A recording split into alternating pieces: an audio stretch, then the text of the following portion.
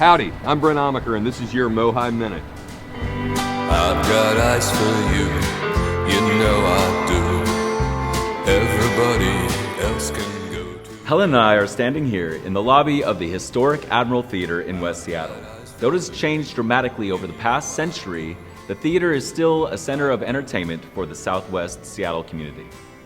Named after the nearby cross street Admiral Way, the nautically themed Admiral Theater opened in 1942. It was designed by famous architect B. Marcus Protecka, who's known for his Pantages theaters up and down the West Coast, as well as the Warner Brothers Theater in Hollywood and Seattle's former Coliseum Theater downtown. But this building's history starts in 1919, when it was originally called the Portola Theater.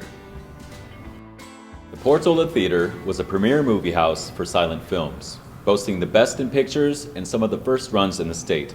In 1924, they upgraded, adding one of the largest parking lots in the city, an extravagant $18,000 theater organ, and a color lighting system that added dramatic hues to the black and white films.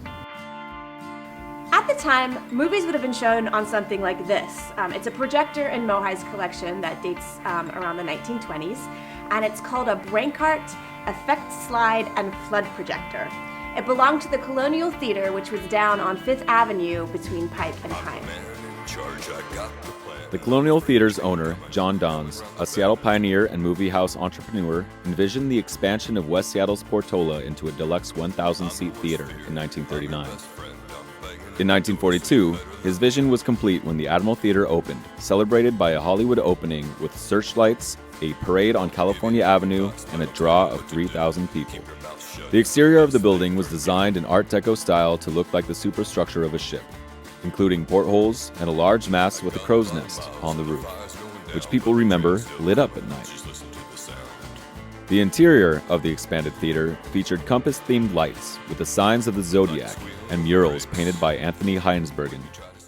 And the only mural still displayed is this one, depicting Captain Vancouver and his exploration of Puget Sound in 1792. And check out the seahorses. When the theater was twinned in 1973, many of the nautical features were removed or covered. Then in 1989, the theater was forced to close for a short time, which resulted in picketing by local advocates led by the Seattle Southwest Historical Society, who wanted to save the building. Later that year, the theater was added to the National Register of Historic Places, and in 1993, it was designated as a city landmark. Now, landmark status does not mean that the Admiral Theater is safe.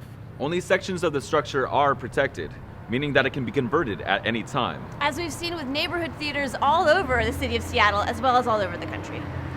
Well, it's really cold out here. Let's go see a movie.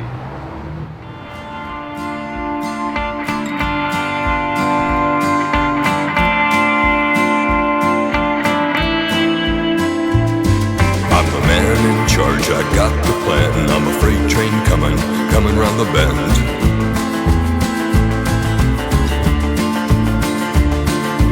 I'm your worst fear, I'm your best friend. I'm banging at the door, so you better let me in.